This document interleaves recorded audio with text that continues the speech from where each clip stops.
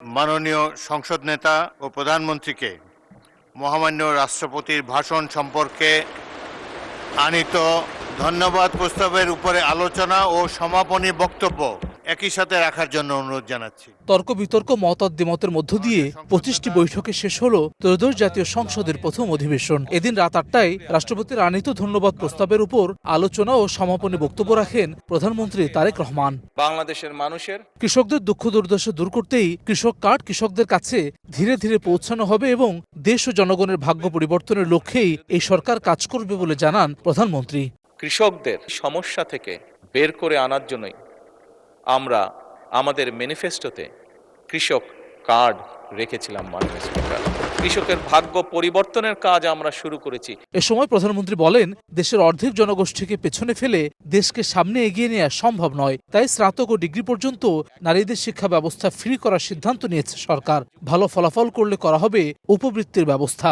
দেশের অবস্থার যদি পরিবর্তন করতে হয় মাননীয় স্পিকার, জনসংখ্যার অর্ধেক তাদেরকে আমরা যদি অবজ্ঞা করি, পেছনে ফেলে রাখি, তাহলে কোনোভাবেই সেটি সম্ভব নয় মাননীয় স্পিকার। এবং সে কারণেই মাননীয় স্পিকার, যখন বাংলাদেশ জাতীয়তাবাদী দল দেশনেত্রী খালেদা জিয়ার নেতৃত্বে দেশ পরিচালনার দায়িত্বে ছিল, তখন আমরা মেয়েদের শিক্ষা ব্যবস্থা ক্লাস 12 পর্যন্ত আমরা ফ্রি করেছিলাম। এই নারী সমাজ যাতে দেশ গঠনে আরও বেশি ভূমিকা রাখতে পারে, সেজন্যই বর্তমান সরকার সিদ্ধান্ত গ্রহণ করেছে আমরা মেয়েদের স্নাতক বা ডিগ্রি পর্যন্ত আমরা শিক্ষা ব্যবস্থা ফ্রি করব। সরকার প্রধান বলেন, গণতন্ত্র বাধাগ্রস্ত হলে শিক্ষা অর্থনীতি সব বাধাগ্রস্ত হবে। বিরোধী দল এবং সরকারের লক্ষ্য উদ্দেশ্য এবং গন্তব্য এক মন্তব্য করে প্রধানমন্ত্রী বলেন, বাংলাদেশকে সমৃদ্ধশালী, স্বনির্ভর ও আত্মনির্ভরশীল করতে ঐক্যবদ্ধভাবে সংসদকে এগিয়ে নিতে হবে।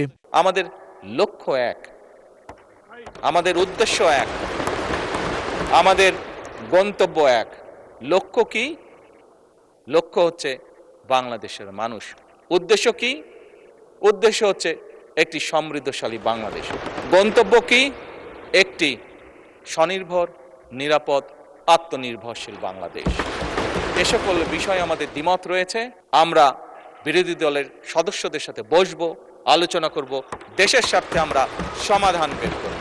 বলেন, মানুষ রাজনৈতিক তর্ক চায় না, চাই তাদের সমস্যা সমাধান। তাই পরবর্তী সংসদে জনগণের সমস্যা নিয়ে আরো আলোচনা অব্যাহত থাকবে বলেও জানান প্রধানমন্ত্রী।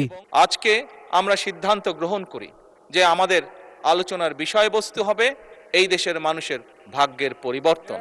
অন্য দেশের উদাহরণ দেব না, বরং আমাদের দেশকে আমরা সামনে এগিয়ে নিয়ে যাব। মাননীয় স্পিকার, আমাদের সামনে গুরুত্বপূর্ণ হলো সংসদে মোট 94টি বিল পাস ও 2টি বিশেষ কমিটি গঠন হয়েছে বলে জানিয়ে প্রথম অধিবেশন সমাপ্ত ঘোষণা করেন স্পিকার হাফিজ উদ্দিন আহমেদ। অধ্যক্ষার 2টি বিল সহ মোট 94টি বিল পাস হয়েছে। হাসান ওয়ালি, সময় সংবাদ, ঢাকা।